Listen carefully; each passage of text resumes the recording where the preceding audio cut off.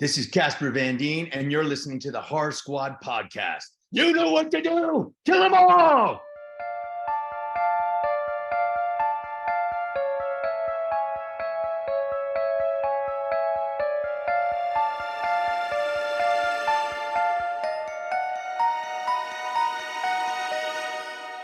Hello, welcome back to the Horror Squad podcast. This is episode number 288. Tonight is our big decade of the 70s. I'm one of your co-hosts, Todd. We have Joe. We have Steve. Men, how are you doing?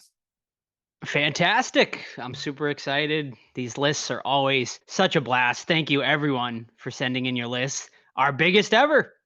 So you'll hear more about it. But yeah, you guys came through big time, and I'm excited to get into it. Very, very, very excited. Yeah, I'm pretty psyched as well. I might sound a little off though. I'm still a little sick. Still got that Salem sickness in me, but slowly getting better. And I'm going to run the contest for everyone who sent 70s list next week. So on next week's episode, I'm going to pull a name. So thank you everyone who sent in their list. We really appreciate it. It makes this episode way better. So, and I'm curious, what people put in this year. So it'll be fun. Prediction, yes. Steve? I know Joe already knows it. What do you think's going to be the overall number one? I would guess Halloween, which was my original thought. Halloween, The Exorcist, top two probably. Yeah.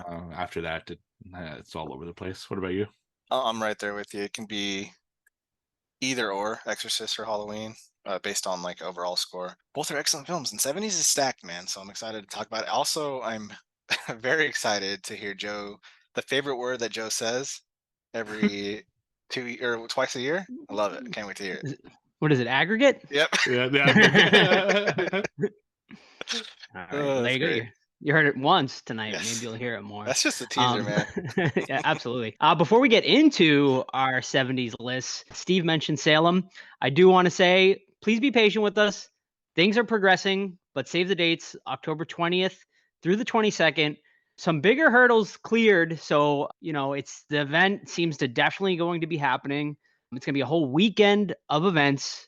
It's going to be huge. So stay tuned. Yeah, I'm pretty excited. It's pretty crazy. Like it makes what we did last year look so small in comparison. It's nuts. So can't wait to announce that and start that marketing ball. But before we start into a 70s list, here's an ad for Dudley Grounds Coffee. Everyone thinks because you're a zombie, you don't know good coffee. Well, they're wrong. There's only one brew that gets my seal of approval.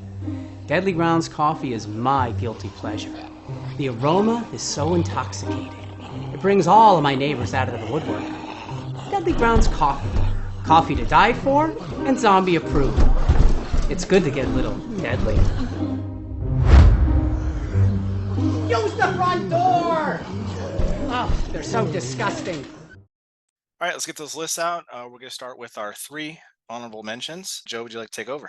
Absolutely. All right. Very exciting. This, 70s was stacked, man. It really was, like, going down to it. I mean, we can get into it later. People talk about 80s being the best decade of horror, but I don't know. Looking at this, like, after going through this list, and once we get into the ultimate list too, I definitely want to do some compare contrast from our 80s list as well. So it's going to be a lot of fun. So, all right, here we go. My 3 honorable mentions for the 1970s. Honorable mention number 1, I'm going to give it to a movie that a lot of people probably don't consider horror, but it is a movie that terrified me the first time I saw it in many ways, and that is Eraserhead. That movie, is a trip, and it's fucking wild, and I'll never forget the first time I sat down and watched Eraserhead. I want to say it was like maybe freshman year of high school or something. I was kind of looking for like weird type horror movies to get into, and I threw that on, and it's a trip, man. That's all you can really say about it, but it's fucking wild. And yeah, so shout out to Eraserhead. Second honorable mention, I am going to give to The Hills Have Eyes. What can you really say about it? I think did we cover that on the podcast ever? I feel like maybe no, we haven't. Maybe that's something we'll have to do, a double feature down the road. I believe the remake is a better horror movie, but the original is also fantastic. And that first scene when they attack is just so disturbing, and it's definitely one of Craven's best. And then my last honorable mention is going to be the Rocky Horror Picture Show. Yeah, I mean, it's just such a fun time. It gets better every single time I watch it. Yeah, it's one of like my all-time favorite sort of horror-esque musicals. I also absolutely loved the episode we did on it, on our Halloween episode. We had a lot of fun with that. And yeah, I mean, it's just such a cult classic. And I've been to a couple of the Shadowcast performances. If you could ever attend one of those, you'll have an absolute blast. So there you go. Those are my 3 honorable mentions. All right. So I had a kind of tough time with my list. My first 8 in my top 10 were like really solid and have been for like a year since I started this list, but my other 2 were kind of in flux. So I watched a bunch of movies, and the first 2 I'm going to mention in my honorable mentions were the ones that I considered for like my number 10, but ultimately chose something else. So the first one is Suspiria. I like Suspiria. It's a really like crazy movie, probably one of my favorite of his, and it's definitely one that I expect to see on a lot of lists, but I can't say that I like love it. You know, it's weird, it's long, it's very dark at times, and I just didn't think it was quite a top 10 film, but definitely one that people should check out. The other one, like Joe, The Hills Have Eyes. Rewatched it fairly recently because we're doing our Craven retrospective in like 3 weeks. So it was one of his. And I do like it a lot, but I do agree with Joe. I think I like the remake more as well. But I do love the original, and it came very, very close to making my top 10 at like number 10, but just quite wasn't there. And my other honorable mention is kind of a, completely in another field, and I didn't know how to include it. Should I include it? Because it was made in the 70s, but released like last year or 2 years ago. And that's The Amusement Park, which is George A. Romero's like lost film. So I didn't think it quite belonged on the 70s list because it was only released like 2 years ago. But I thought I should at least give it a shout out because it is a fantastic film and fucking sad as hell. Man, Romero's just the man. So yeah, those are my 3. All right, very nice. My 3 here. And like you guys, I think like the top 5 of the 10 are pretty easy. Like you can maybe swap them here and there, but the bottom were like the ones where I really had to think about, and I kept going back and forth, even to like the moment before I sent it to Joe. I'm like, fuck it, I'm just gonna finalize it and send it because I'm gonna be looking at this all day. But one of mine is The Living Dead at Manchester Morgue. I just love zombie movies, man. And the reason it doesn't make my top 10 is because the ending is so stupid. If you haven't seen it, I don't really want to spoil it, but there's no fucking way a zombie would be able to do this. So I'll leave it at that. Another one I think that's very underrated is Don't Go in the House. This one's about a gentleman that takes like, victims, hookers, girls, whatever, to his mother's house who abused him, and he has like this inferno room where he lights them on fire. And I think it's very underrated, very cool film. That's Don't Go in the House. And then lastly is Tourist Trap, which is a better version of, oh shoot, I'm forgetting the name, the remake. House of Wax. There you go. Better version of that film. And it's just like genuinely creepy. Like there's a scene with mannequins and this really cool sound effect that I absolutely love. So those are my top 3. We got Don't Go in the House, Tourist Trap, and The Living Dead and Manchester Morgue. All right, ladies and gentlemen, so let's get into it. Our top 10 horror movies of the 1970s. Coming in at number 10 for me, you just heard from Todd, Tourist Trap. I hadn't seen Tourist Trap, and the first time I had seen it was honestly less than probably 10 years ago, and it blew me away when I saw it. I absolutely loved it. Chuck Connors gives an amazing performance. I love the setting. I agree with Todd. I think it is a better version of sort of House of Wax, although I do love House of Wax, the original and the remake, both solid films. I just something about Tourist Trap just hits me the right way. And I also put it on here because I think it's a movie a lot of people haven't seen. So that's why I'm going to put it at number 10. Give it some love, give it some recognition. If you haven't checked it out, it's one of Full Moon's best. So check it out, Tourist Trap. All right. My number 10 is one that, man, it was on and off my number. I wasn't sure if I should put it or not. And finally, I decided to do so. And that is the Rocky Horror Picture Show, which we reviewed last year. Like Joe said, this movie, I didn't love this movie the first time I saw it, like way back when. Like one of my first dates ever was to watch that movie with my girlfriend and her friends. And I didn't like it then, but every time I watch it, I just like it more and more every time. And when we reviewed it, I even downloaded the album, and it's just a fucking fun movie. You know, it's a great intro to horror. Tim Curry is just a fucking delight in it, and I think it's deserving of a top 10. You know, it's kind of a left field pick, but I think it's a strong movie, and yeah, so that's why I put it on the list. Yeah, it's an amazing movie, and yeah, it's awesome. All right, coming in my number 10 is George A. Romero's The Crazies, and this film is very low budget, and you can see where George is going to work his way up to like masterpieces that are like Dawn of the Dead and so on. But for one particular scene in this film, one of the main characters is in a shootout with like the soldiers, and he thinks he has it all taken care of. He's taking them all out. He goes to relax and smoke a cigarette, and then a surviving soldier shoots him in the head, and it's just like a jarring scene that you think our hero wins and he doesn't. Phenomenal. The remake's pretty cool too, but I don't think you have the remake without the building blocks that is the original. So that's number 10, The Crazies. Alrighty. Coming in at number 9 for me is Wes Craven's Last House on the Left. It's a tough movie to get through, but I also think it's a great movie in a lot of ways. It was obviously it was Craven's pretty much first horror movie he ever did, but man, it just feels so authentic, so raw. It really feels like something you shouldn't be watching at times. And just, it's tough because like, obviously when you're dealing with scenes of rape and torture and stuff like that, it's brutal, but I think for a movie like this, it was really necessary for you to feel pain in the parents for when they finally get their revenge, and that's what makes it so satisfying when they finally do get their revenge. So yeah, I mean, it's a tough movie, but one that has stuck with me to this day, and that's why it makes my number 9. All right, my number 9 is a movie that wasn't on my list until I did a rewatch like maybe 2 months ago, and that is The Wicker Man. This is kind of a cult movie about this cult on an island that are being investigated because of a disappearance. You could definitely tell movies like Midsommar, like where they got their inspiration from. It's got great imagery.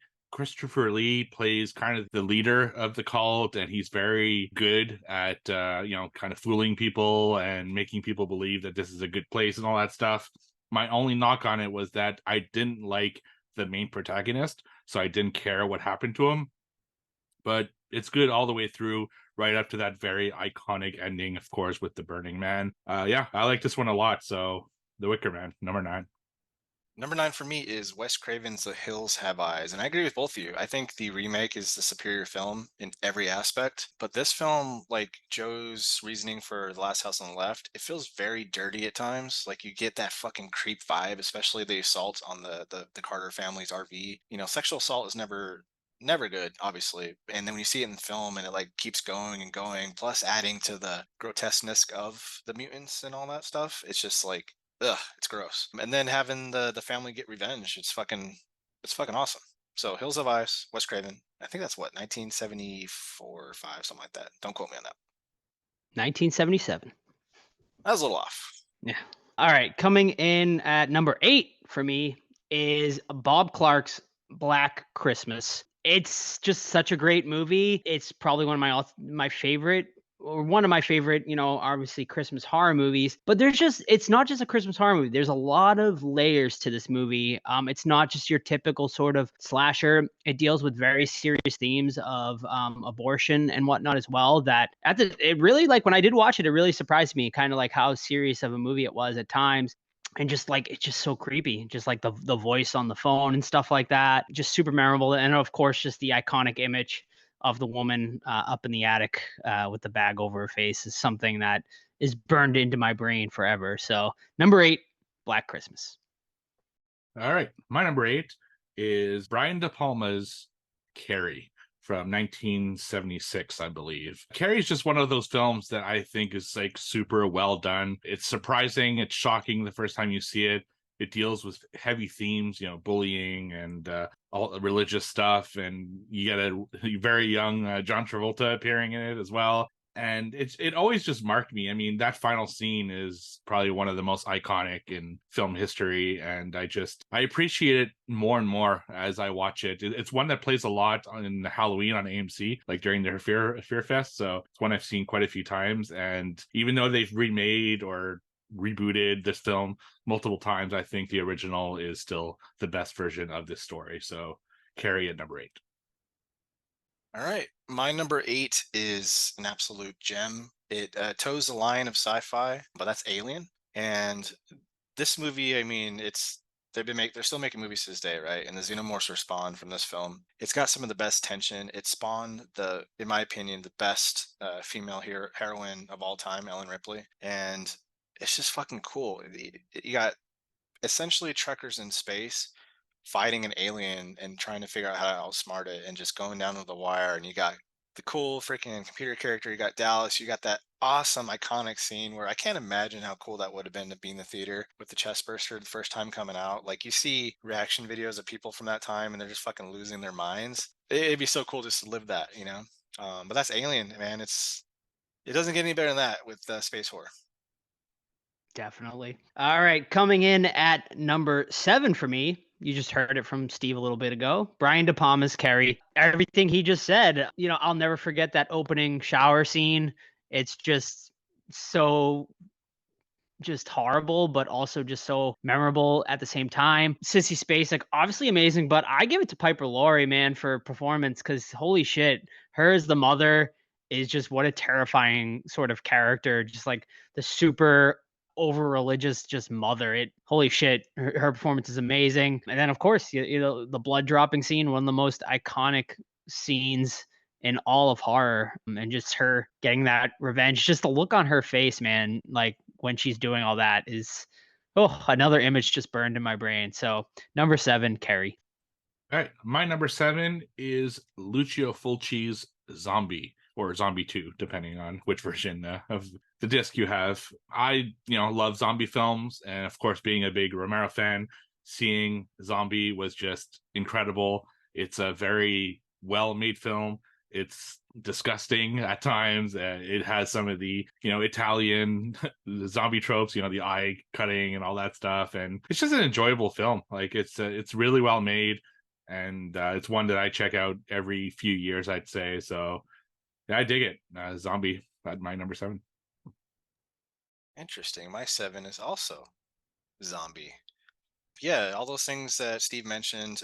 A guy fights a shark and they film that practically, which is amazing. A girl gets slowly pulled into a large wood splinter, pierces her eye. Awesome scene. The final stand of them in the barn, just throwing Molotov cocktails at zombies as they approach. Awesome.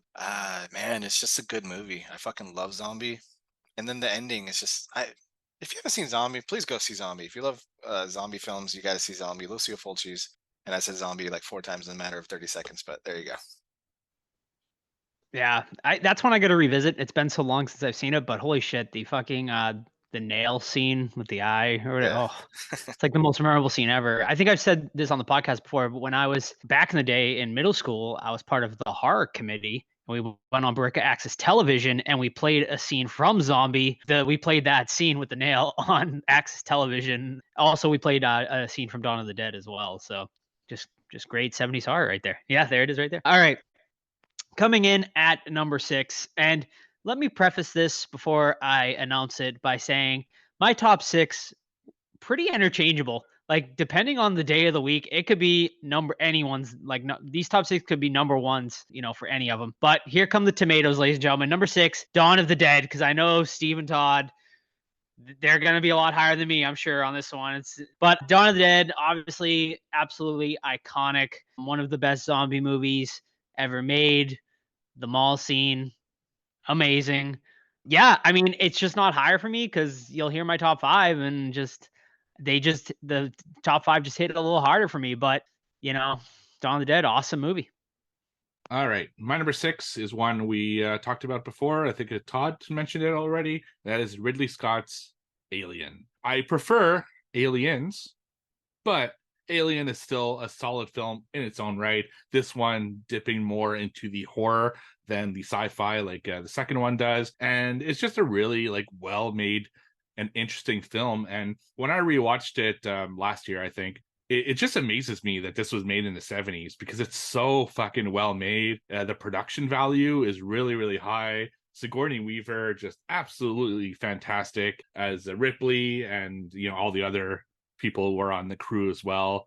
All great, and I just really, really love this film. The aesthetic, the history that it has behind it, the lore, amazing. So yeah, Alien, my number 6.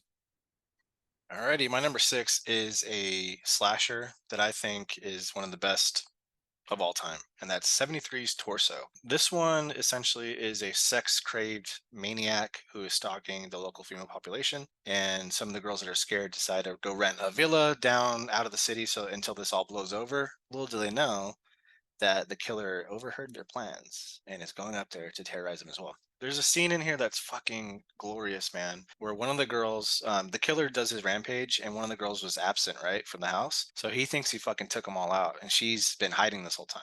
When the killer overhears some townspeople saying, yeah, like all but one were killed, and he overhears it, he's like, oh, and he goes back to the fucking villa and waits for her to come out of her hiding spot. It's so fucking good. The tension is like riveted to 10. The ending where they're fighting off the bad guys, awesome. So I can't recommend this one enough. That's Torso. I believe it's streaming on Tubi too, but definitely worth a Blu-ray, which from Arrow, they did the best version in my opinion. Nice. I don't think I've ever seen it. So Oh, that's there one you I'm definitely going to check out. All right. Here we go, ladies and gentlemen. Top 5. Let's do it. Top 5 horror movies of the 1970s. Coming in at number 5 for me is, you've heard it before, you'll hear it now, Alien. I mean, what can you really say? The xenomorphs are just absolutely just a terrifying species. Just holy shit. Like, the tension in this movie is just amazing. In space, no one can hear you scream. Just what a tagline. And yeah, I mean, the chest burster scene, one of the most absolutely iconic scenes in all of horror. And Alien, it became more obviously of a sci-fi, movies, but the first one is through and through pretty much straight horror. And, obviously, like Todd said, Sigourney Weaver, one of the greatest, female characters of all time, just a complete, absolute badass. Yeah. And that's why it makes my number 5. I have a feeling we'll be hearing a lot of the same films over the next 5. So my number 5 is 1974's Tobe Hooper directed The Texas Chainsaw Massacre. This movie just makes you feel dirty. It gives you that dirty and feeling that I feel is really a 70s thing.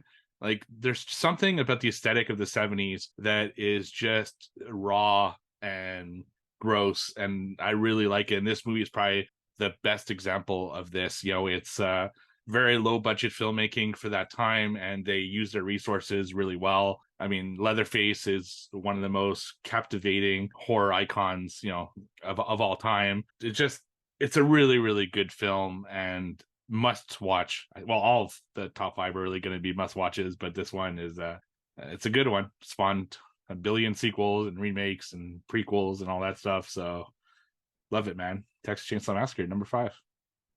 Alrighty, my number 5 is The Exorcist.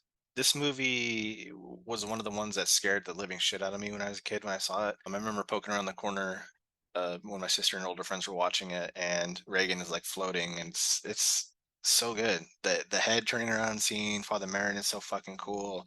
His sacrifice at the end where he takes the demon into him and kills himself, so fucking badass. The lighting, the sound design, subtle things that are like not really creepy if you think about it, but if you have that happen to you, it's fucking what? My bed was shaking. Reagan, don't tell me this shit. It's fucking great. And The Exorcist, I mean, it's definitely not gonna be number 1 because we all know what my number 1's gonna be, but 2 through 5, you can put this movie anywhere. Exorcist is awesome. Excellent. All right, coming in at number 4, Dana, Dana, Dana, Dana.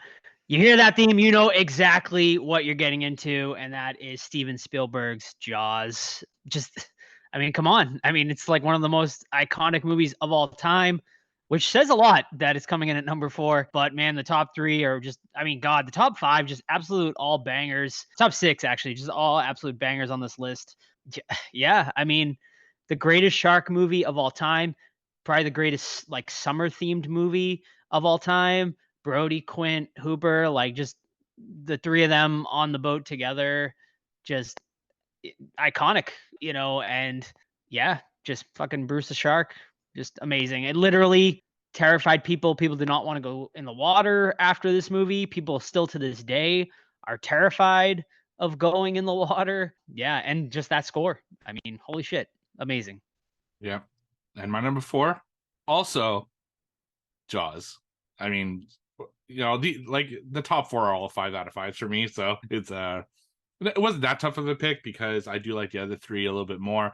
But this is just such an iconic movie in every way. Steven Spielberg did such a great job at capturing fear of the ocean and of sharks and telling great stories. He knows when the movie needs to speed up and when the movie needs to slow down. It's just such an iconic movie in every way. That music, so good. And I think we wouldn't have a Shark Week on Discovery if he had not made this movie. I think the obsession with sharks is attributed a lot to this particular film. So, I mean, to this day, 2023, that's, it's almost 50 years ago. It still resonates with people. So, Jaws, number 4. Yeah, very nice movie, to say the least. My number 4 is John Carpenter's Halloween. Talk about a movie that is got the rewatchability. I mean, every Halloween I'm putting on. I know it's very similar with most Halloween or horror fans in general. Halloween's always on. It's a staple. It's a great entry into quote unquote adult horror. It's a good, transition point. Characters are amazing. The shape is just fucking, I mean, we're going to say iconic. I'll be between all 3 of us. We're going to say iconic for a lot of these films. And this is iconic, man. It doesn't get any more iconic than Michael Myers standing behind a white sheet. Laurie looks back and he's not there anymore. Come on. Michael Myers looking behind the hedge and looks back. He's not there anymore. Fucking her friends are awesome. And it doesn't suffer from a lot of the slasher movie problems where you hate the supporting cast. You like the supporting cast and you are sad that they die. Halloween, man. 5 out of 5. But still my number 4. Yeah. Absolutely. Yeah, it's crazy. Like I we'll get into it, man, but I think this 70s blows away the 80s in some ways here. All right, coming in at number 3 for me, Tobe Hooper's The Texas Chainsaw Massacre, for all the same reasons you've heard from the other guys. But yeah, I mean, just man, the cinematography for just such a low budget movie, it's just so authentic and just amazing. Some of the shots Hooper does in this movie is just awesome. That van scene when they pick up the hitchhiker, just holy shit, the tension in that scene, you're just waiting for just something terrible to happen the whole time. And just, man, it's just so good. And that's even before you are introduced to Leatherface, and then just from there, just absolute insanity ensues. The fucking dinner scene, God, just one of the most terrifying scenes in all of horror when they bring fucking grandpa down. I mean, are you kidding me? Just the craziest shit you'll ever see in a horror movie, and it just feels so real and authentic. Like Steve was saying, just the grittiness and just the rawness of the 70s really is unmatched. And we talked about it. Hills Have Eyes and Last House on the Left and even Black Christmas and just everything. But man, nothing I don't think touches just the rawness of Texas Chainsaw Massacre. All right. 2 and 3 can be interchangeable for me depending on which day you ask me, but this is on the day that I sent Joe the list. So my number 3 is William Friedkin's The Exorcist. I fucking love this movie. I've seen it multiple times, and I love it just as much every time. Okay, Beetlejuice. Yeah, I love that's right. I love revisiting it, and I mean, it's scary. It scared me as a kid, and it's still pretty spooky to this day. The makeup effects are fantastic. The sound design is really good. It's got some crazy fucking set stories. If you watched cursed films and stuff like that, there was a lot going on in the background of The Exorcist. I've purchased pretty much every version of this movie that's come out. You buy the DVD, and then it's the version you've never seen, so you need to buy that as well. And then you get the Blu-ray, and then you get the special edition Blu-ray. It's just one of those fucking movies that I buy over and over again, and it's just so fucking good. So if you haven't seen this movie, or for some reason you didn't like it the first time, don't be crazy and watch it again. Would you recommend the theatrical or the director's cut? Oh, I really like the spider walk scene. It's So I guess I would go with the director's cut because it's such a cool scene. Like it boggles my mind that they didn't add it into the film. yeah, it's crazy. All right, my number 3 is Joe number 3, Texas Chainsaw Massacre, directed by Toby Hooper. I don't even know where to begin. Everything Joe said about it and everything Steve said about it, it's so fucking gross. It's gross. Like everything is sweaty because if you read anything about this, the behind the scenes, they filmed this shit in summer months in Texas in a van with no AC, in a house with no AC, but you have a bunch of set lights which add X amount of fucking heat to the room. Everyone hated each other because everyone started getting mad and just like Gunnar Hansen started stinking, and you got this, the chicken that's like smelling up the room and everything. It's just fucking gross. The most disturbing scene to me, and there's a lot, man. Like, what's his face when we first meet Leatherface? He comes out of nowhere and bashes dude's head in, and he starts twitching his leg and he hits him again. Fucking brutal, man.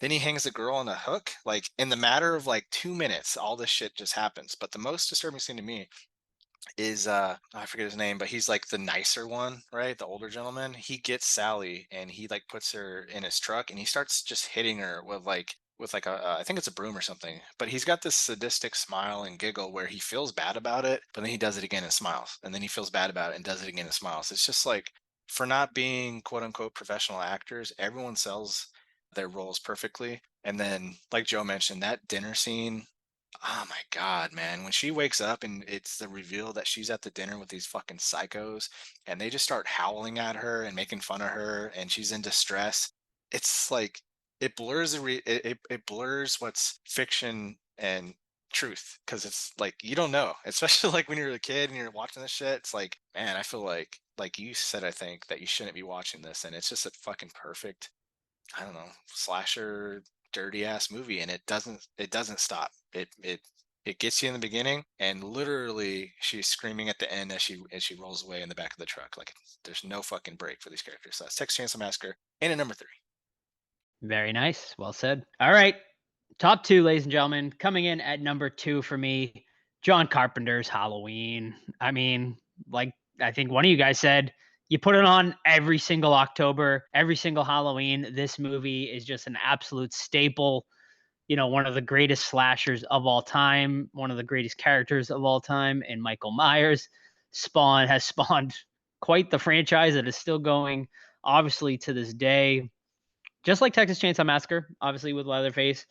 But there's just something about that first Halloween, man. You didn't need any blood for it to be scary. You don't see, I don't think, one drop of blood that entire movie, because you just need just that tension and that score.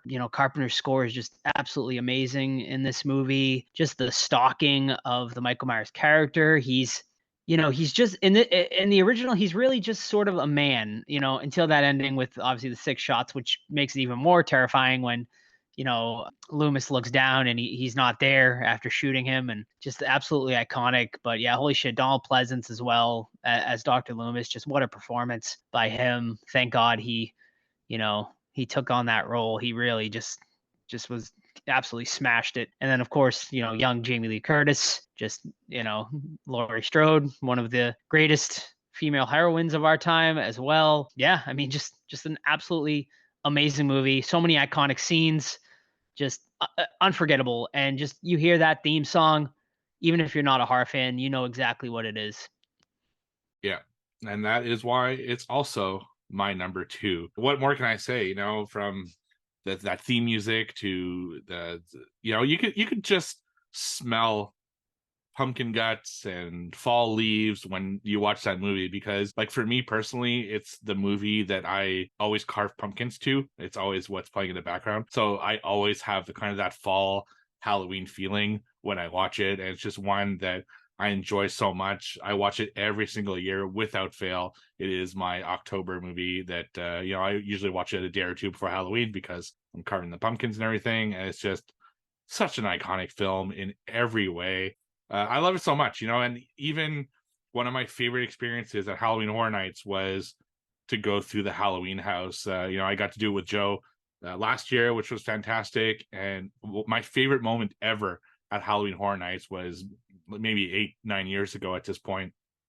I went into, it was one of the bedroom scenes, and I always kind of peek the corners to see where the scare actors are going to be, you know? And I look into the room and okay, there's no obvious like cubby or anything. So no Michael Myers in here. So okay, this room is clear of Michael Myers. And just as I think that, I look into the mirror and Michael Myers is standing right behind me with the knife up. And I just had goosebumps at how amazing that was, because it felt like I was in the movie. And yeah, this movie's so fucking iconic. And it's unbelievable that a movie this iconic is my number 2. You know, it just shows how strong the fucking 70s are. So yeah, Halloween, number 2. Nice. I like all the passion coming out in this top 5 right now.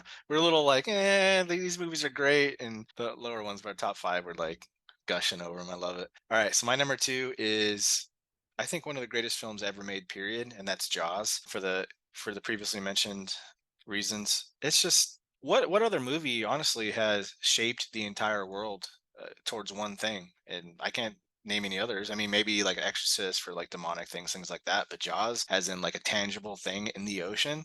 Everyone thinks about this fucking movie. I guarantee it when they go in the water. I still think about it when I go in a fucking pool. This like movie single-handedly ruined bodies of water for me, because I always have in the back of my mind that this fucking giant shark is gonna eat me. The opening scene is amazing, and then the behind the scenes stuff about that, her breaking her ribs because the divers are pulling her down too hard, is awesome. The fact that they were going to show the shark a lot more, and due to technicalities or technical difficulties with Bruce, they weren't able to. But what came out of that was just phenomenal, man. Like, I think the shark still holds up today. I think it looks pretty damn good. The characters, the camaraderie between them all is awesome. Even Quint too, like he sees Chief Brody as kind of like, he sees like he's like a father figure over him, because the chief is like not the ocean faring gentleman. He makes a lot of mistakes that even Hooper's little cocky ass gives a shit for. But Quint, even though he's a drunk, he's a crazy guy, helps him. And man, there's so many cool scenes in this. Obviously, Smiley son of a bitch is fucking amazing. But I think the scariest scene in this, and my favorite scene personally, is when Quint is struggling to fucking hold himself from falling into the shark. The shark at this point has gotten on the back of the orca. It's tilting it backwards. So you just have this giant open mouth shark chomping, and Quint slowly sliding towards the open mouth. And it's just like the desperation, his performance is so cool. He goes in the shark's mouth, chomps down, and there's fucking his scream. Man, Jaws, you can't get any better than this as far as animal horror. And then, like I said, I think one of the best technically made films of all time. That's Jaws, baby. Love it. All right, let's do it, folks. My number 1 horror movie of the 1970s is William Friedkin's The Exorcist. This movie just absolutely fucking terrified me the first time I saw it. I think it's still scary to this day. There are still scenes that definitely make, the hair on my arms stand up, man. And just the performances in this movie are just so good. But it's really all about Father Karras and Father Merrin. The two of them together, their sort of chemistry in that exorcism scene is just fucking amazing.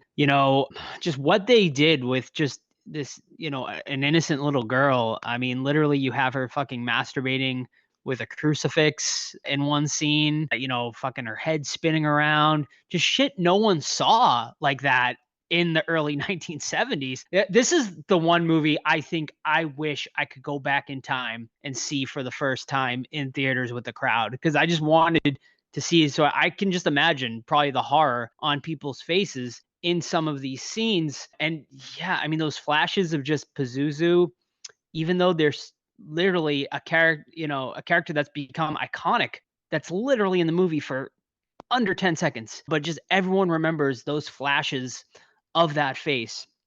Just horrifying. And yeah, I mean, obviously Ellen Burstyn as the mother. I mean, just, yeah, the performances are just amazing. I mean, there's a reason why it won all the Oscars and whatnot. It's just to me, it's just an unforgettable movie, and just iconic. So many iconic scenes. It's once again another. I mean, honestly, like these top 5 horror movies on my list, non-horror fans know exactly what these movies are. You put in, an image, they're gonna know right away. So, like I said, top 5, interchangeable. I mean, they're all fucking 5 out of 5 movies. Absolutely amazing. But for whatever reason, just Exorcist just hits me a little differently, and that's why it makes my number 1. All right. And my number one, no surprise to anyone who listens to this show, I talk about it often as being my favorite horror film of all time, and that is George A. Romero's Dawn of the Dead. It is not the film that got me into, it wasn't my intro to horror, but it's the movie that made me fall in love with horror. I remember seeing it in probably high school and just being so enamored with it. It's got everything. It's got crazy blood and guts, it's got zombies, it's got serious like themes in it, but it's also got like goofiness and comedy, and I love the characters. They work so well as an ensemble, and you also think like, the whole time you're watching, what would I do if I were in a mall and just get free reign of picking up everything and doing what I want in that mall, and your imagination goes wild. I mean, sure, the zombies look a little goofy, but that almost makes them more iconic. Now it's just they have a very certain look that I really love. I love that the zombies all are on their own characters. Like, you have a baseball player and a nun and a nurse. And, the fat guy who's like going up the escalator. It's just I fucking love that movie, and it's so rewatchable. It would probably be one of my Desert Island movies. If I were to bring like 3 films, this would be probably one of them, and I just adore it for so many reasons, and I love rewatching it every time that I can. So Dawn of the Dead, an easy number one for me in the 70s. Yeah, and same for me. Number one, Dawn of the Dead. Same exact reason too.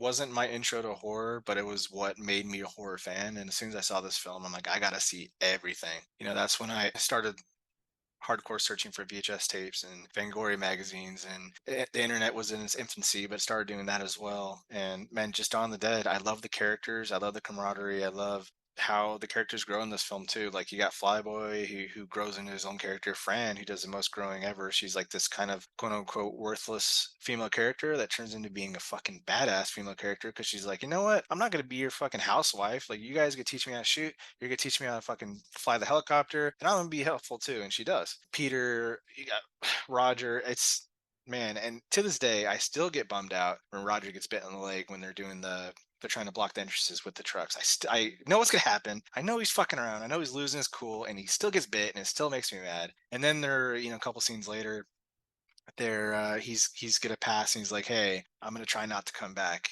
And we're with him. He comes back, and he gets fucking blown away. And then you have even Flyboy, man, when he's in the elevator, you feel his pain, because like he gets shot in the arm, and the blood effects is over the top in this film, and you feel, in at least my opinion, feel his pain from that wound. And then the next time we see him, he's a zombie, and he leads the other zombies up to their little hideout and breaks in and gets shot.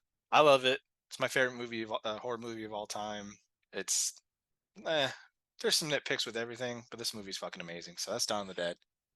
Watch it, love it, like me and Steve do. Awesome.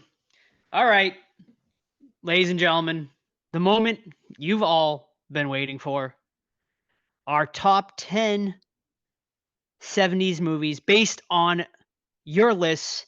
This is what we like to call our ultimate top 10 of the 1970s. If you've never listened to the podcast before, what we do is we ask our listeners to send in their top 10 lists as well. So once again, just thank all of you guys for sending in your lists. Obviously, we wouldn't be able to do an ultimate top 10 without you guys. So thank you so much from the bottom of our hearts, because it's awesome. I absolutely love doing these ultimate lists, and it's without you guys couldn't do it. So we received 31 total lists. That includes, of course, the 3 of us on the podcast. This was our biggest total yet. In comparison, our 80s list, we received 28. So a few extras this time around. So thank you guys for that. Now, how this works is, starting from 10 to 1, 10 receives 2 points, and so on and so forth, all the way up to number 1, which receives 20 points for a first place vote. So let's get into it, ladies and gentlemen. Our ultimate top 10. Let's start, though, with honorable mentions. So here are the 3 that just missed on making the top 10. So coming in at number 13, a movie we haven't heard yet tonight, The Amityville Horror. The Amityville Horror received 50 points total, was on 6 of the 31 lists, and peaked with 1 fourth place vote. Coming in at number 12, The Wicker Man, which I think was only on Steve's list. So The Wicker Man received 68 points, was on 9 of the 31 lists, and peaked with 1 third place vote. And coming in at number 11, just missing out on the top 10 by the skin of its teeth, Black Christmas. Black Christmas received 88 points, was on 10 of the 31 lists, and did receive 1 first place vote. So there you go. Someone's number 1. So what do you guys think? Honorable mentions, solid?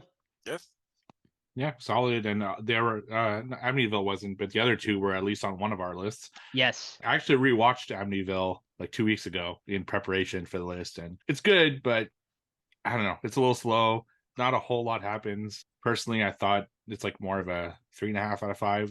So Get out. good one, but wasn't my top 10. But they're all worthy honorable mentions, I think. All right. So let's get into it, ladies and gentlemen. The ultimate top 10 list. Like I had mentioned, 31 total lists, 61 different movies received a vote. In comparison, our 80s list, 63 different movies received a vote, and 10 different movies received a first place vote. In comparison, 12 movies received a first place vote for our 80s episode. All right, so let's do it. Coming in at number 10 from 1977, The Hills Have Eyes. The Hills Have Eyes received 96 points, was on 12 of the 31 lists, and peaked with 1 second place vote. Coming in at number 9, also from 1977, Suspiria. Suspiria received 114 points, was on 11 of the 31 lists, and peaked with 1 second place vote. Coming in at number 8 from 1976, a movie I don't think has been mentioned yet, The Omen.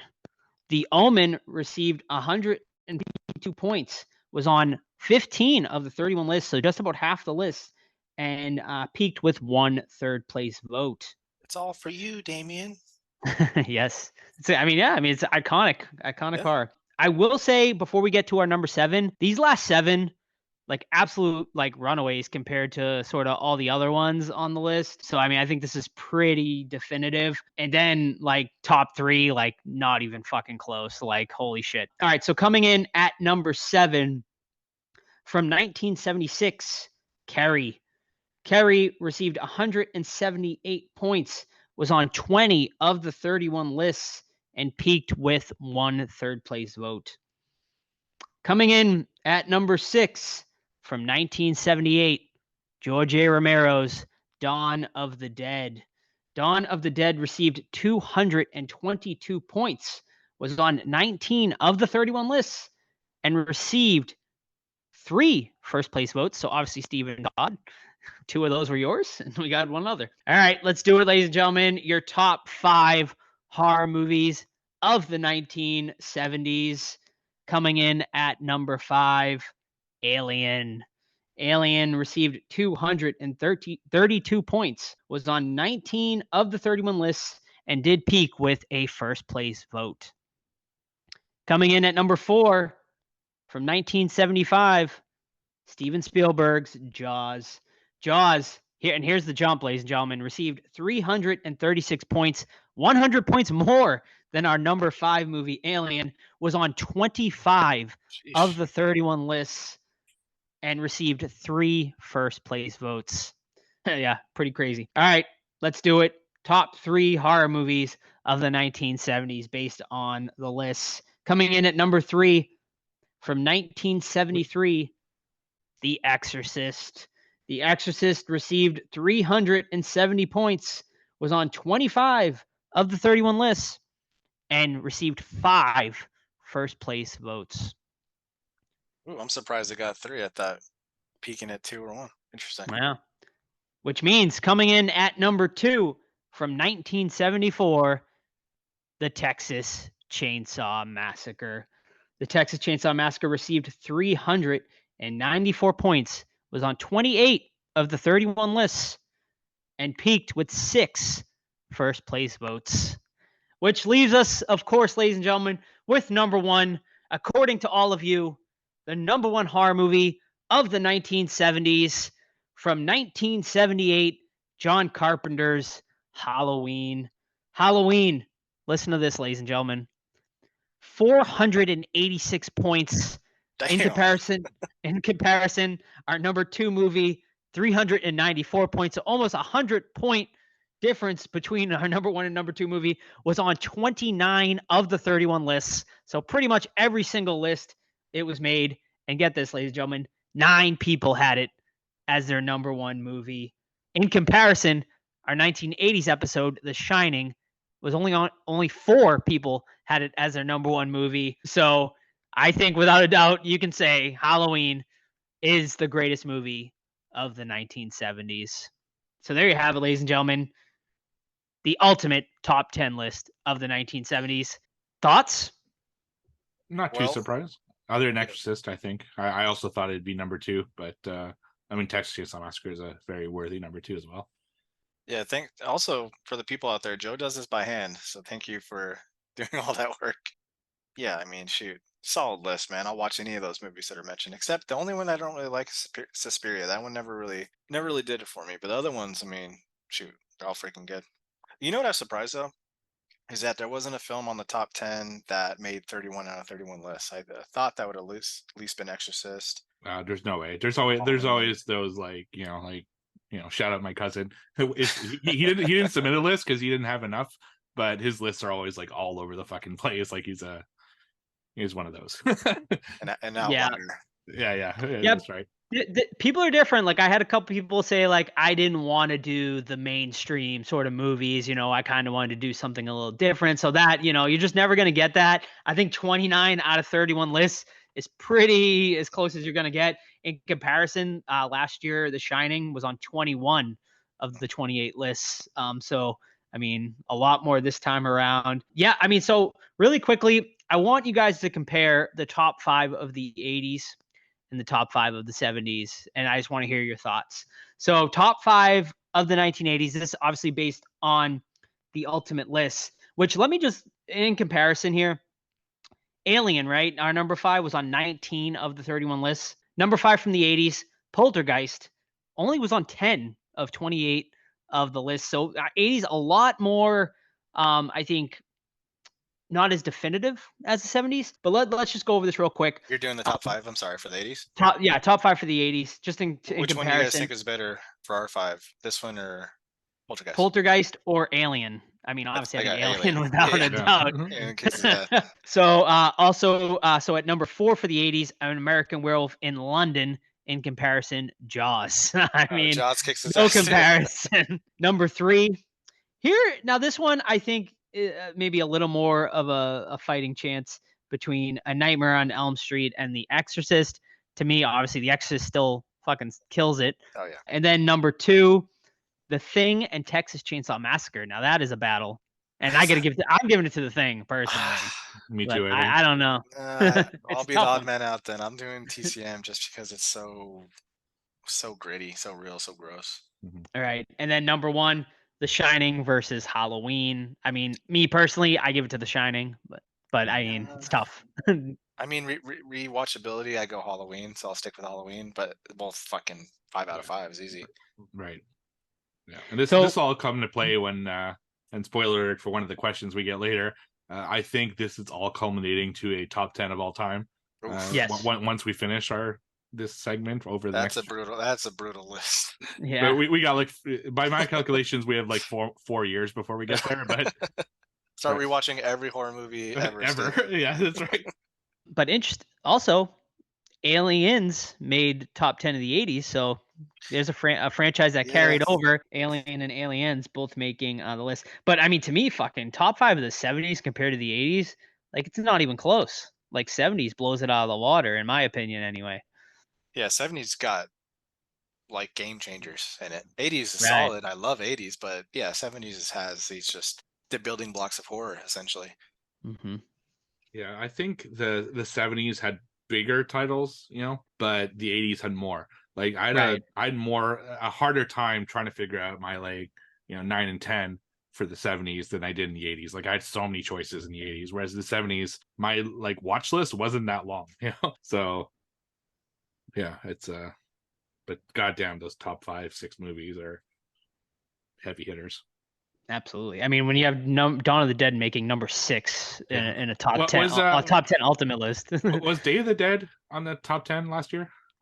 Day of the Dead was not in the top 10 last year. It actually didn't even make honorable mention. Oh, really? Wow. Yeah. Sons of bitches. Yeah. All yes.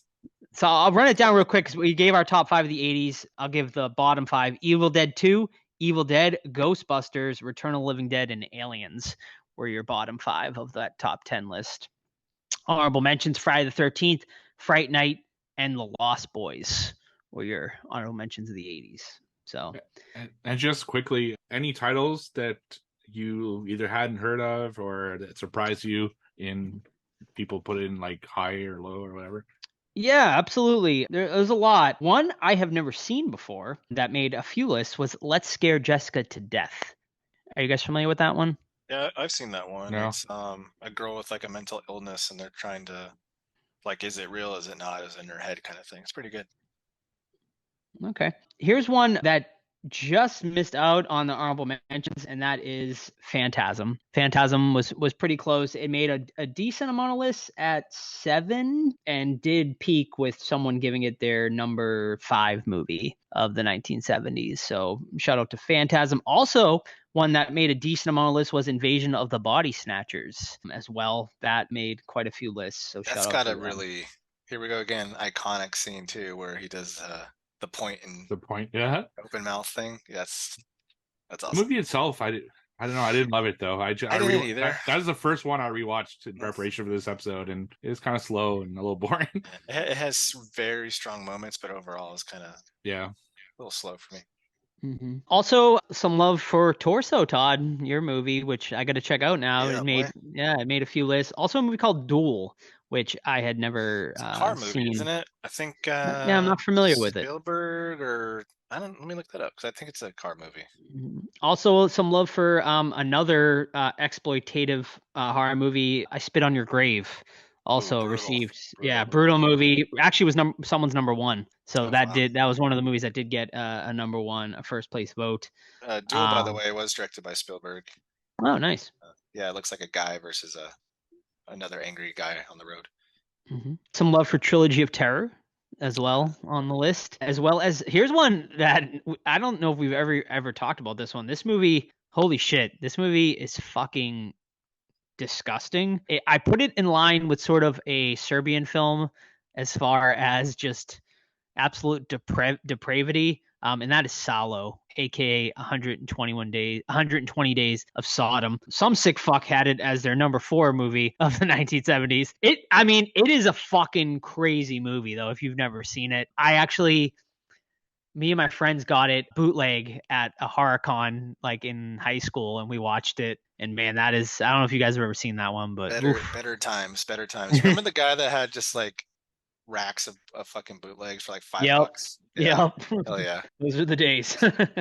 Also, some love for Bloodsucking Freaks as well there, as well as Deep Red for you Argento fans. That made quite a few. But as far as like really obscure stuff, not really. House got some love, which was, I think, Steve, did that make your honorable mentions or anything? No? Okay. House got some love. Tales from the Crypt, the original from the 1970s, That's also really getting too. Yeah, a little love. Also some love for Phantom of Paradise, which I've never seen before. I don't know if you guys are familiar with that one.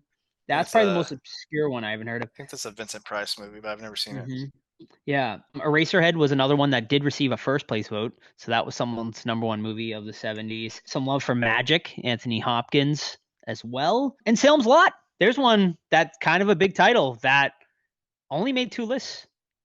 So, and someone had it as their number 2 of the 70s. So, yeah, that got some love as well. And yeah, Todd, you're the only one that had the crazies. So, congratulations to you. Thank you. Let's go. I almost had Martin on there. I was gonna say I was surprised not to see Martin. At least it was on there. Oh yeah, the day of. when I sent it, I was like, all right, I'm taking Martin off because I fucking hate one of his line deliveries in Martin, where he's like, "You want me for sex, huh?" I'm like, "Shut up, you little fucking bitch! Just bang her already." But yeah, Martin's really good, but not top 10 worthy. All right, you guys want to get into the questions? Yeah. All right, you can ask us those questions on social media at the Horror Squad Podcast or on our Discord. First one is from Austin. What 4 films from this era would you put on your Mount Rushmore of 70s horror?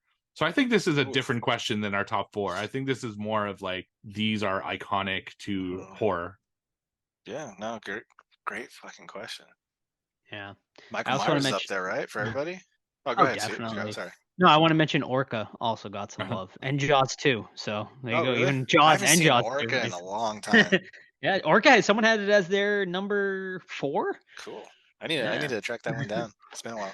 Yeah, Mount Rushmore, though, I think we all have yeah. Leatherface on there. Yeah. I don't. You don't Really? have who you got? I don't. For the 70s?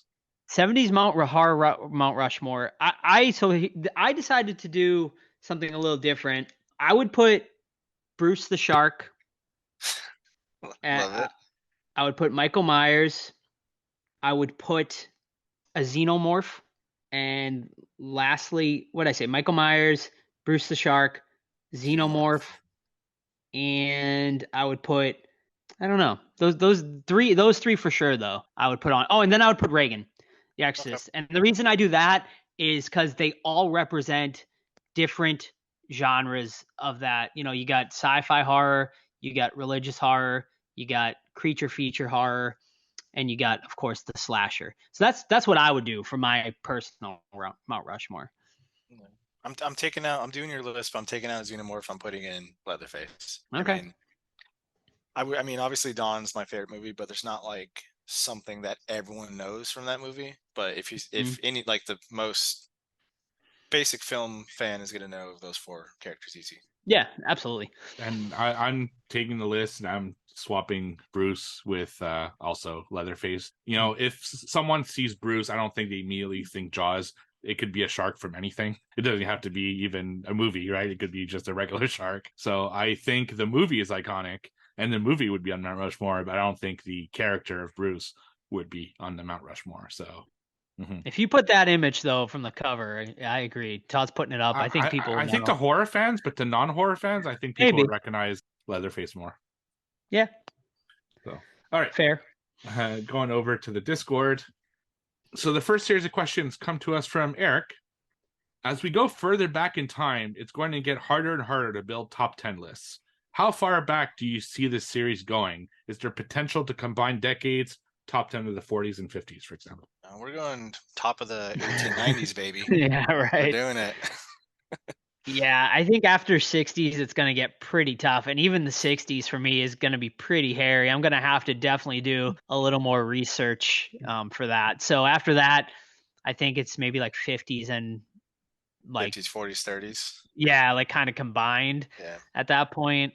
And then maybe do like a top 10 Universal Monsters thing if you want to go like way back or something. But yeah, I mean, and it's going to be tough to even have people submit lists at a certain, after the 60s. So yeah, but I agree. I think eventually top 10 of all time, that will be really interesting, especially for the ultimate list. Yeah. I think we are getting at that point where it's going to be difficult. So I agree. 60s we'll do on its own, and then maybe do one final 1959 and before list, and then culminate it with an all-time top 10. And if we're still going in 4 years after those lists, maybe we'll start doing by genre, top 10 slashers, top 10 zombie films, top 10 ghost film, like top 10 girls with blonde hair. Yeah, but I think it's fun. It like cuts the year, so in the kind of midway point of the year, we have our top 10, decade or whatever list. And then at the, January 1st, we have our top 10 of the year list. So it's a nice, like kind of halfway point for our podcast. So we'll keep it going in one form or another, but it's definitely winding down with the decades, which is crazy to think like how far we've been going, starting in the 2010s and stuff. Yeah. I mean, I can't really add too much to that, but I am excited though, to look up like, 1940s horror movies and just like see what's out there, because I haven't really dived into that. There's probably 2 or 3 of my stats from Letterboxd from that decade, so it's gonna be really fun. I agree. You know, we get to totally explore stuff that maybe we're not as familiar with. His next question: are there any other similar features in the works? I think it's fun to have the listener participation in the best of the decade episodes. The director retrospectives are always fun. Maybe something similar for things like Troma, Full Moon, Hammer, A24, Blumhouse, etc. Excellent idea. Love it. Yeah. Yeah, exactly. I like to do the director retrospectives more often. We've only done one so far, but we do have one scheduled in 3 weeks, so that's pretty cool. It's a lot of work because I try to watch, like me personally, I watch everything they've done. I only have one Craven film left finally. I mean, I even hunted down his porno for fuck's sake in the Library of Congress or some shit. Yeah, Steve watched it 3 times too, just to make sure he liked it. So yeah, no, it's definitely something we want. I think we can do more of is retrospectives, and maybe companies like you said, you know, but that's us. God, there's so much, you know, like Troma or Full Moon or things like that. It's a big fucking library, so we'll figure things out, but we got some cool stuff planned for sure. And Eric's last question: best of the 70s aside, what is the most iconic movie from the 70s? I say Jaws because it transcends the genre. Everybody knows that music and what it means. I agree 100%. Yeah, Jaws is a good pick. I think Halloween as well, probably. I mean, obviously it made number one for a reason, but like I said, I think even non-horror fans, you see Michael Myers mask, they know. Yeah, I'd also put Exorcist in that because like it's basically spawned a subgenre. There are so many exorcism films that still pay homage to that movie. So, but like Jaws as well, it's tough. But yeah, Jaws, Exorcist, Halloween, I think all 3 of them spawn so many fucking things that but like I said, Jaws transcends horror, right, with Shark Week and everything, so it's pretty crazy. Next series of questions are from Oddjob versus 007. That's Cody. If you could travel back to the 70s, what would you do / check out? Yeah, I would do what I said. Like, I would love to go back and just see a horror movie with an audience for the first time. I mean, doesn't even have to be, obviously I'd love to see Exorcist, but any of them, honestly, any of them from my top 10 would be fucking amazing. Imagine seeing Jaws, Texas Chainsaw Massacre, fucking Alien for the first time. Holy shit, that'd be amazing. Yeah. If we're sticking strictly to what would we do horror wise, I would go to Dawn of the Dead casting and become a zombie. Just hang out. Just hang out for fucking couple days, or actually they film during the night a lot, but yeah, just hang out on set. Yeah, just to see the reactions of people seeing the stuff that's like, oh yeah, we know it. We take it for granted knowing it, right? Imagine seeing that shit for the first time. I don't know if I would ever get in the fucking water, period, if I saw Jaws in 1975. Yeah, same thing for me. I'd like hunt down those filming locations and go to the Dawn of the Dead Mall and go to Texas and, you know, try to be in all those films and then fucking live off conventions for the rest of my life. You know, I think that'd be freaking amazing. Just one slightly cool character and you're set. You just see, you don't even have to be that cool of a character. You could just be in that movie, really. Like, yeah. Look at the Living Dead weekend, right? They had like fucking the most random ass zombies charging $20 for an autograph. It's so nuts. And they were getting, money. So yeah, that's awesome. All right, his next question: what would your style be like? 70s mustache, bell bottoms? Do you guys see pictures of your parents from that era? Yeah, he had the mustache, and my dad looked exactly like what you would expect someone in the 70s to look like. My dad did too. I'm like, you're a fucking hippie, dude. He's like, no, it wasn't. I don't like hippies. Yeah, I feel like I'd be like big into Kiss, so I'd be like rocking like I love it, dude. Yeah, I feel like I'd be rocking like the Kiss gear and sort of like the rocker Kiss Army thing. You do it now with horror characters. Right. You totally go to their concert dress up as one of them. Totally. It's amazing. Yeah, man. I'd have fucking stash. I'd probably have long hair, and then you go with the times, right? Man, I should bring some. If you like look back at like high school videos of like 60s, 70s, and so on, those kids dress fucking nice. We need to bring that back. Yeah, for sure. No, it's the same thing for me. You know, I kind of followed the styles of the year, especially in high school and stuff. You know, I went through the hip hop phase, I went through the skater phase, I went through the preppy phase, I went through the fucking jock phase. So I would probably do the same thing in the 70s as well. Most embarrassing phase that you look back upon, guys? Oh fuck. The hip hop phase was pretty bad. Yeah, I had the fucking big ass baggy pants with the giant The pockets. Jinkos or Jinkos or Yeah, whatever yeah, they call yeah, them. exactly. Totally. They're Like like fucking 4 down feet to my wide. ass. Yeah, Yeah. I saw a Probably guy like rocking that at the airport recently. I'm like, dude. dude, the shirt right down to my knees. Like, Yeah. Yeah. Yeah, my new metal, like maybe I guess my like early new metal phase, I had like the fucking huge chain wallet Oh, and yeah. fucking spiky like blue hair and shit like that. I think I think my probably the Eminem phase that a lot of us went through. I Yep. dyed my hair. I wore a white shirt. So stupid. Dude, But, I even yeah. went through a fucking Mean Street Posse phase where I had like Holy shit. yeah, like the vest thing and like the white shirt under it. Man, I had I'm my so- limp. Go I had my ahead, Limp Limp Bizkit. Bizkit. I had a Limp Bizkit phase where I wore like my red backwards red Of course. cap like Fred Oh, Durst. leash, that's so funny. You know what the best thing about it is? There's no social media, so none of this exists anymore. Yeah, exactly. We're in charge of who gets to see that kind of stuff. And, Yeah. all right, and his last question: disco, love it or hate it? Grease Lightning, baby. Yeah, I'm indifferent. There's some disco songs I can get down with. Play that funky music, white boy. Yeah? No? Anything else? Yeah, disco ball. Why not? You know, I- disco I- ball's cool. Dude, I love disco. Like, I think it's awesome. Disco dance was like my jam in the '90s. I used to Ever- like get pumped to it to go on dates and shit. It was awesome. I was practically like one of the guys from fucking Night at the Roxbury when I started clubbing and stuff. Mm. My God, that's hilarious. Have you ever had the shoes with the goldfish? No, no, no. Style? It was from Simpsons Disco Steve. Yeah, disco stew, yeah. You and your wife ever go like disco dancing, Steve? No, I didn't meet her. I met her like later in life. So No, I mean like right now. Like you should, no. next weekend, you guys should go. Yeah, no. Not gonna Was happen. Was the waterbed a 70s thing or was that My like parents had 80s? one, Yeah, I man. think My it's parents 80s. had one too. Yeah, I think it was an '80s thing. Yeah, now that you look back and you're like, you lay on their bed, this is cool. You know exactly what they're fucking doing on it. Like, Yeah. gross bastards. All right. Next here, the questions are from Jackie. The 70s, 80s is my favorite era in horror. As each decade passes, I personally find quality of horror hasn't necessarily gotten worse, but has definitely changed. Nostalgia aside, what do you think is that made the 70s and 80s such a great time for horror? Yeah, I mean, it's a great question. I just think because there was a lot more originality, like, you know, things, you know, the later you get, it's harder to find that originality, and a lot of stuff started getting recycled. So I think that's why the 70s and the 80s hit so hard.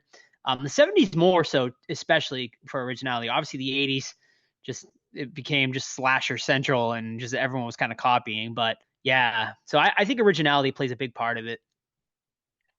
I think culturally too, you're going through a lot of transitions from World War II, Korea, and Vietnam, and a lot of people coming home angry and stuff like that. And I think it transitions to the art, like Tom Savini, for example. But I also think too, like from our perspective, we grew up kind of with like video and the beginnings of digital media, and then looking back on like 35 millimeter, like it's just or like 16 or stuff like that. It looks different and it sounds different. I think it just has this.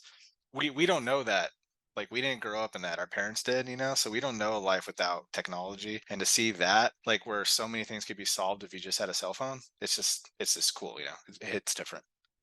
Yeah, I think technology had a big role to play in it as well. So this is when you can actually carry the cameras around. You know, before that, you needed like a stationary camera. You basically needed a studio to make a film, whereas now you could have these kind of people who had these great ideas, had grown up on monster films, who wanted to make something and had the equipment available for them to make those things. So I think this was the first generation of people who had grown up with horror. So you're getting kind of that love of horror with the available technology, and they made their versions of that horror. And I feel we're kind of getting that like now as well, where people who grew up with 80s horror and 70s horror are making films now, and that's why you're seeing the originality in like the 2010s and that kind of stuff. So it's like I think that was the first generation that really grew up on horror, and that played a big role in that. So her next question: and what would you like to see brought back that made horror from the 70s and 80s so special? Yeah, that's tricky. What do you It's bring? tough. The look, I guess you can like X did an excellent job of emulating. Yeah. The look, I thought. True. Yeah. It's a good point. Yeah, I don't know, man. I think it's I don't think you can, honestly. Like, I think it's just like sort of a lightning in a bottle type scenario. You can't really replicate it. It's just too hard at this point. Yeah, a lot of people too, like modern people, you can tell like, oh, that's someone that lives in modern times. It's hard to emulate really a 70s or even earlier look, like Victorian ages or whatever. You see someone, I don't know. It's just, if you catch my drift, I don't know. It's just an error. Like those actors lived in it and they were that. And then if you try to emulate it now, sometimes or more often than not, it doesn't work because you can tell that you can see the seams. Yeah, it's very hard to mimic like a time like that, you know.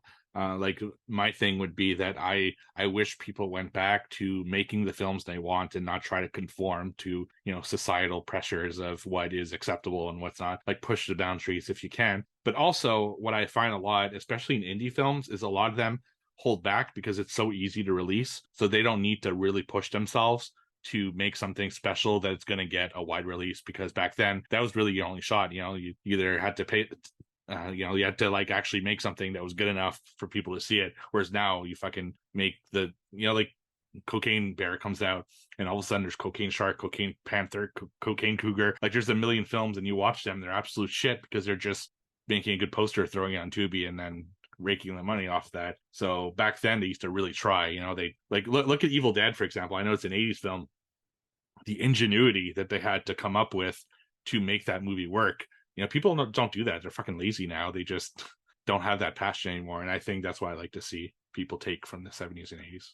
Really like that point too. And to expand upon it, I, there's pros and cons to the day we live in now with whatever you want, you can get. Like if filmmaker right now can go buy a camera for $150 or just use your phone, which your parents most likely paid for. There's your filming utility right there. But like the oversaturation in the market, it's hard to stand out, like Steve was mentioning.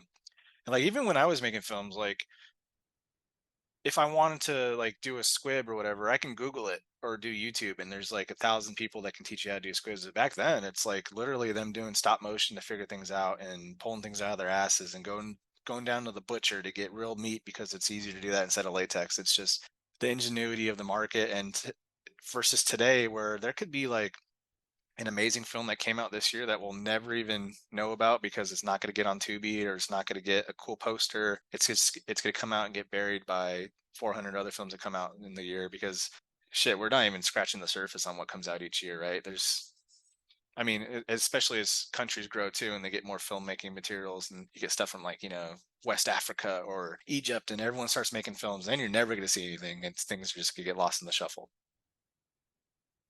Yeah, I miss that's something about filmmaking that I used to miss, is that the ingenuity that you had to make sometimes. Like, you know, people don't realize, but like me, it was the late 90s, early 2000s. I was in film school and we didn't have access to a lot of stuff like cool looking tombstones and realistic looking like limbs. You know, the stuff we had for Halloween was pretty shit. So we had to like come up with ideas to make our movie look better. I remember I did one where it was someone, like the script said that someone goes to a tombstone and then mourns and then like disappears into the forest. It was like a really simple scene. And I asked one of my like the people in my class, okay, can one of you know how to like make a tombstone or whatever? It's like one of them was like, oh yeah, I could do that. So we get there on the day of shooting. I'm not kidding you. It's fucking a cardboard cutout on a fucking like stick. But I needed to shoot the stupid thing like, you know, like 360 degrees. I'm like, I can't use this. Like the fuck, it looks like shit. So I just went in the woods, took two sticks together, found like, you know, essentially grass, tied the sticks together, and it looked Love it. fucking amazing on film. But you had to figure shit out. You didn't have things. So I feel we're losing a little bit of that, where people are kind of coddled too much. There's too much Yes. available, you know? No, I hear you. And like my daughter like will make little movies and like everything is digital. Everything. Like you can make special effects, you can make blood, you can blah blah blah. I remember we were trying to do a throat slit scene, and what we did was I got a small insecticide sprayer filled up with blood and hit the pressure really hard on it, and then you run the tube under the actor's shirt.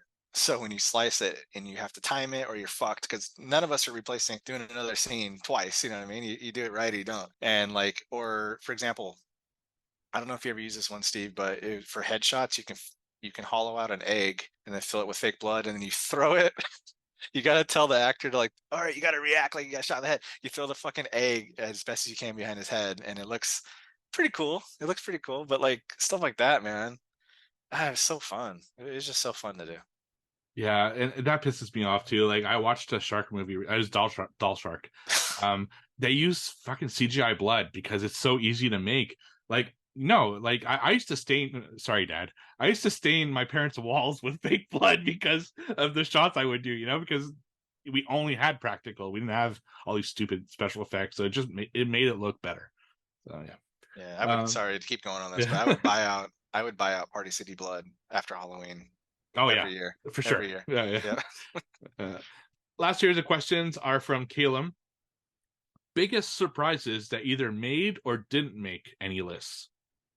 I guess my biggest surprise would be the Amityville Horror. I thought for sure that would have been on like a lot more lists. Yeah, it made the honorable mention, but it's pretty damn iconic. The 70s horror movie, and I didn't see it on as many as I thought I was going to see. Nothing honestly jumps out at me. Maybe Suspiria, but I already told you why. Not really a huge fan, and I thought Exorcist would have been 1 or 2, but it was 3, so who cares? Yeah, I was actually kind of sad not to see Zombie up there for the ultimate list, but I feel that's because people haven't seen it, or and then definitely people need to check that one out because it's so fucking good. Like it's so well made. His next question: any movies that you never heard of that you want to check out? Torso, 100%. Probably gonna check it out this week. Hell yeah! I hope you like it. Yeah. Yeah, none for me. I mean, I haven't seen Deep Red, but I think that was that an honorable mention or no? It made a few lists though. A few lists. I've never seen that one.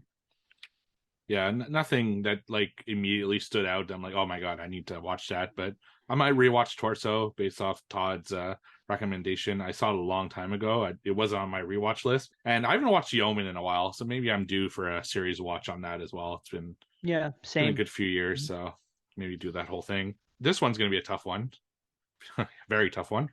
Best score of the 70s. That is holy shit. Boy, let's see. Exorcist, Jaws, Halloween. Right. Anything in the top 5 is pretty much. Gun put to head, which one do you think is the best score? Oh man. Halloween. No. Jaws. I think Halloween. I'm gonna go Halloween.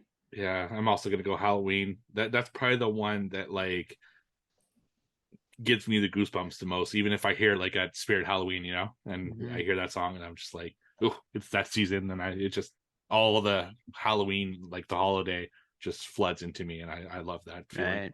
If you're in the water though, and you hear the Jaws theme, I don't go in the water. I know better, Todd. The tubular bells though too, man, from Exorcist. Oh yeah, man, heck yeah. That's another. Yeah. All 3 are on my Halloween haunted house playlist though. Absolutely. All right, his next question: most unique looking 70s movie, example, style, way it was directed, story, etc. I mean, I'm gonna text Chainsaw Massacre. I mean, it's just like so gritty, so raw. It just works for that type of movie, and it was perfect. Unique. I don't know. Alien at the time, maybe. The aesthetic of that ship, yeah. Yeah, I would go Suspiria. Even though it was only an honorable mention for me, visually it's quite impressive. There's a lot to use of colors is amazing in that film. Exactly. Yeah. So that's what I would go with. And finally, last question for this episode. You're hosting a 70s horror themed party. What are you having and who are you dressing up as? Like, what are we having for food? Yeah, probably. I mean, pizza and horror movies, nothing better. Pizza, beer, horror movies. As far as who am I dressing up as? That's a good question. I'm gonna dress as Carrie. Reverse role Carrie. Pre or post blood? Post, of course. Nice. I am. We're having a big ass cookout, and I'm dressed as my Leatherface, and I'm just grilling. I got the apron on. I'm grilling for everybody. Nice. I'm gonna be the creeper, and I'll dress as Pazuzu and just like stand in dark corners, and just like Creep people. Love it. Yeah. Or maybe Bruce and just like have there you fun go. all night. Yeah. I think it'd be awesome. If So you have a thank jacuzzi, you can sit in the Yeah, jacuzzi that'd with be with the shark head on the top. mask. Yeah. So thank you everyone for the questions and for the lists and everything. yeah. We could not do without you. So awesome. Fun. All right.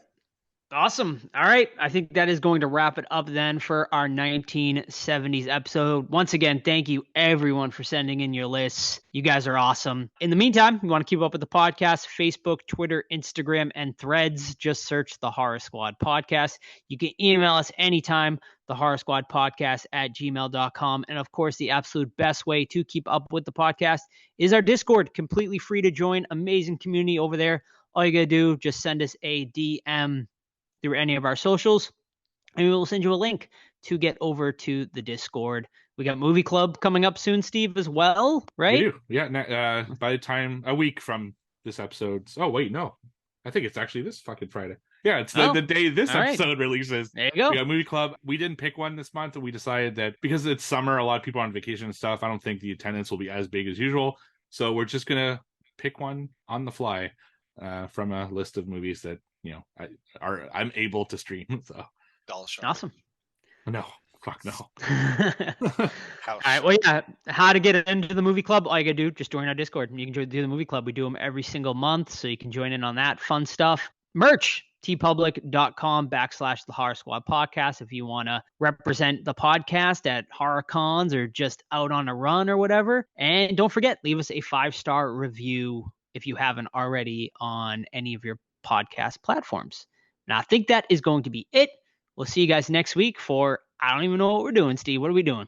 So on our schedule, it's Feed Me, which was my pick. But I'm going to switch it up. I'm going to push out a week because there's a discussion that I can't wait to have with you guys. So I'm pushing one up. I'm going to do Todd's pick first. So we'll do Fire in the Sky next week. Nice. Talk some aliens, and then we'll do Feed Me the week after. There's a lot of alien talk in the real world right now too. I know it's Yeah, like there a is. good timing, so I figured I'll push it up a little bit. And the director unfortunately just passed away Bummer. last week, I think. So yeah, I'd probably even be in the news of that episode. So yeah, well, Cool. I think it would be a fun discussion about aliens, and I've never seen it, so.